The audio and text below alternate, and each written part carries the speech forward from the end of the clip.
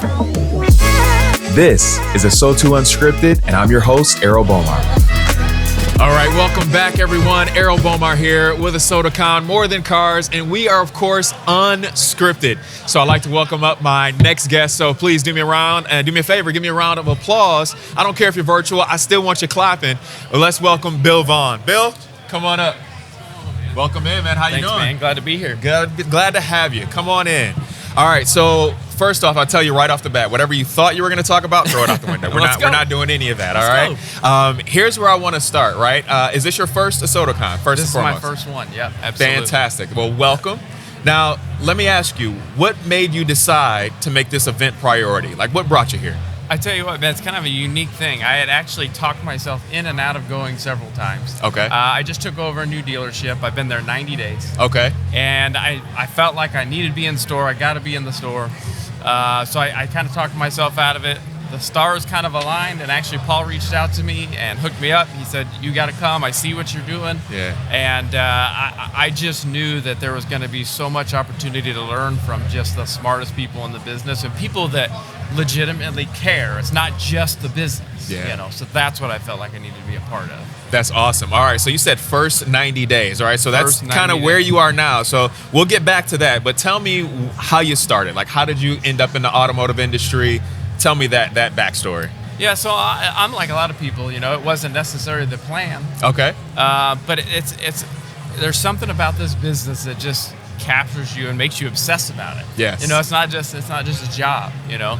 I did it for about a year and a half. I was a salesperson for about a year and a half. I was terrible at it. Okay. I was terrible at it. That's probably one of the only times people admit it. Like, I was so great at, and then I decided to move on. Like, but go ahead. I'm such a process guy, you know, Yes. and I was missing the people part. That's what it was. That's why I was bad at it. I was missing the people part, you know. And then I had the fortune of going to a dealership that was with the Rydell organization. And those guys just look at it a whole different way. You know, one of the things they talk about is there's all these different things that we need to focus on. Yes. But they always said that no matter what happens in the end, the customer enthusiasm holds the most weight. And they truly believe that. And I bought in hook, line, and sinker. That's great. All right, so let's focus in on that. Yeah. When was a moment where you said, hey, this is it. This is when I recognize, because you said you were missing the people part. When did it click? Do you have a specific story or moment where you can remember, like, this is the moment where I know I love people more than I love the product? Yeah, I think it was really just... What's that? Just moving your mic up. Yeah. Scoot up just a little bit for me. So really, I think it was just the opportunity that was given to be put in front of people.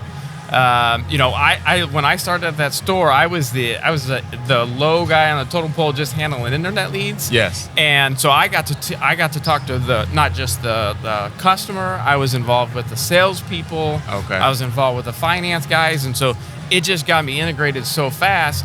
And I was fortunate to be with a dealer who saw my excitement for that, and he wanted me to do more. And so I got opportunity really early. I was the BDC guy for like 60 days, and I was selling cars, and then 9 days later I was the finance guy. I mean, and that was the thing is I just had the fortune of somebody who saw somebody that was willing to run with it, and he never stopped me. He just let me keep going. That's it. Passion and inspiration is contagious, right? Yeah, I mean, once you were able to share that and people recognize that, it just starts to propel you in the direction of where you're intended to go. When people see that you care, yes, they're willing to go along for the ride. That's amazing. So that kind of gives us an idea of where you've been. You mentioned 90 days in. What's your first 90 days been like? Tell us a little bit more about that.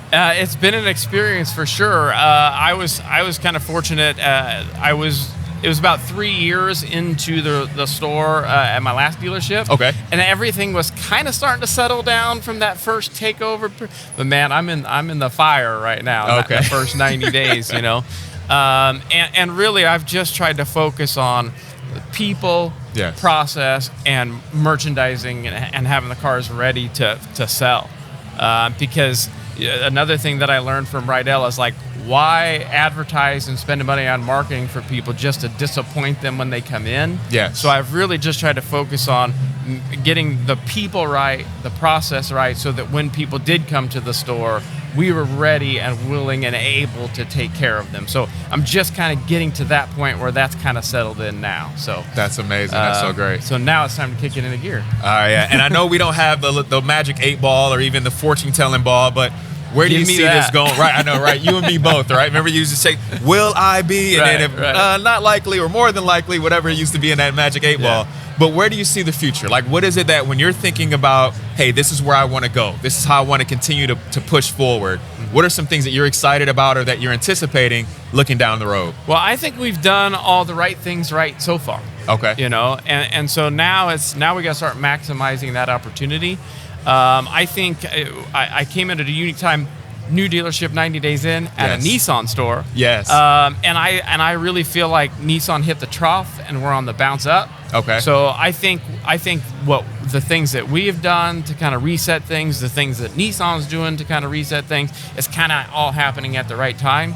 So I see a ton of potential. We've got great people at the store, and without the right people in place, merchandising, all that. It doesn't matter. Doesn't matter how shiny. Doesn't matter how good the price is. Doesn't matter how new it smells. Right. It's got to have the people behind it. People, right? And knowing for people that we are here to take care of the guest. Yes. One of the first things that I put in at the store was I basically gave the salespeople a budget. I said, here, you've got $500. Do whatever you want with it. Nice. Do whatever you need. If some customer says they want a key fob, don't even ask me. Just get them a key fob. Right? Okay. And so I did that so that they knew that I was serious about taking care of the customer first. So, right. And so when you get the people bought in, then you got a chance to go. Yeah. So I've got to ask, out of that $500 budget, any memorable things or any things that you're like, oh, I didn't expect that came out of that? Not anything yet, but I think the biggest surprise that most dealerships will have is that if they implemented something like that, is the salespeople don't go and blow it. Yeah. They're strategic about it. Right. They don't just go blow your butt. You give them $500, and there's some months where they still leave it on the table. I want to clean that up. I want them to use it. Right. Absolutely. I think right now sometimes they think about like fixing a problem. Okay. But another opportunity I think that we have that we need to take advantage of is if the customer is waiting for a little bit for the finance guy or whatever, they're next in line, let's DoorDash them some food in, some snacks. So there's opportunity to use that money, and I'd like to see them take advantage of that. That's great. And you know what I hear when I hear you talking about a concept like that? It's really allowing people to be involved with the vision, right? Empowering as opposed to like saying, hey, this is the vision, memorize it. No, this is the vision. Help push it forward, help create it, and help be a part of it. That's right. Because when people are a part of it, they're more motivated to share that with others, right? That's right. And they, like I said, they've run with it.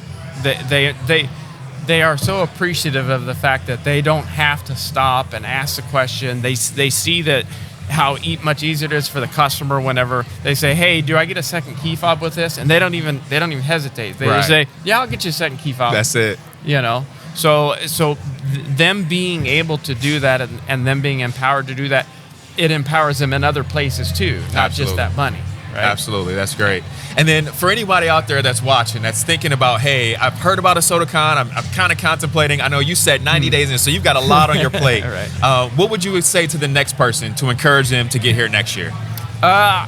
You cannot miss out on the connections. I mean, I've developed some connections over through LinkedIn over the last year or so, but then now getting to sit in front of those people and really collaborate with those people, absolutely, you cannot miss that opportunity. And everybody's here smarter than me, so it's all a come up for me. So. It helps, right? Yeah. And it's a palpable energy, I think, that's in the room, man, and from the start. Everyone is eager to be here and excited to be here. No one had to be here, but everyone wanted to be here. And that's a big deal. This isn't an NADA where the dealer made you go. Yeah. Like, people wanted to come. Yeah, absolutely. That's great. Well, I'm glad that you were here with us. I thank you for sitting down with us on Unscripted and spending some time, and I look forward to seeing you tomorrow and thereafter. Right? Appreciate it, man. Thanks for the time. Pleasure. Thank you. Appreciate it.